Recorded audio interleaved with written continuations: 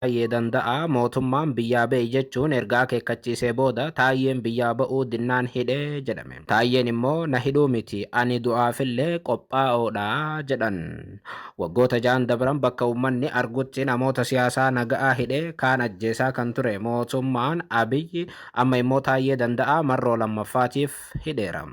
Biyya waraanaan daddaaqamte keessatti biyya abbaan barbaade boru karaatti si ukkaamsee si ajjeesu keessatti obbo Taayyee danda'a waraanni Oromiyaa akka dhaabbatu obboleessa ajjeesuu akka dhaabu gaafachaa turan. Waraana Oromiyaa itti fufeef immoo mootummaa bilchiginnaa kan himatu Taayyeen Abiyyi amma gara jabeessa dhiiga namaatiin taphatu yookaan isa afaan Amaaraatiin cakkaanyi jedhan sanaan himachaa ture.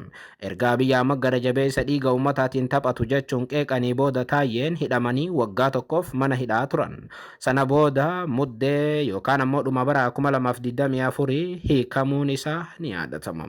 Taayyeen hidhaa irraa bahee ji'a ja'a booda gara mana hidhaatti edas deebi'eera.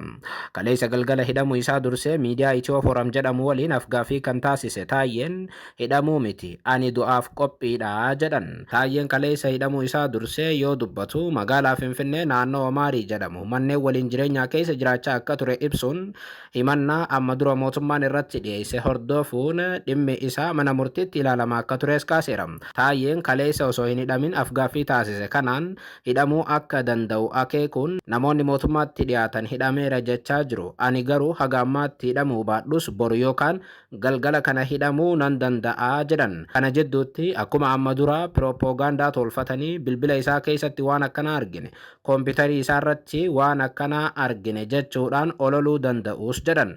Tarii kanaa olis na mudachuu danda'a yookaan ammoo erga na hidhanii booda na ajjeesuus danda'u jedhan. Kun ta'us garuu ani du'aafis ta'e waanuma natti dhufu kamiifuu qophiidha jedha Taayyeen. Obbo Taayyee danda'a hidhamuu akka danda'u odeeffannoo dursee akka qabu ibsee kaleessuma illee wayita hidhamuuf jiru sana siidhuuf deemanii yoo sodaatte dafii biyyaa baqadhu naan jechaa turanii jedha. Ani garuu baqachuu nan didee jedhan. Warri kana naan jedhus warruma mootummaatti dhiyaatudha jedhan. Mootummaan biyyaa bahi jechuudhaan sochii kan eegale akkaan ani goolii isaanii keessa galuufi garuu ani kana hunda hin fudhanne jedhan. Ammatti mootummaan namoota nagaa hidhee akka dararu nan beekaa kan jedhan Taayyeen anis hidhamee argeera kanaaf ammoo hidhamees nan beekaa wantiniin biyyaa baqadhuuf hin jiru jedhan. Ani immoo biyya alaa deemee mootummaas qeequu hin barbaadu ummata koo keessa taa'een waan hin barbaadu dubbadhaa jedha Taayyeen.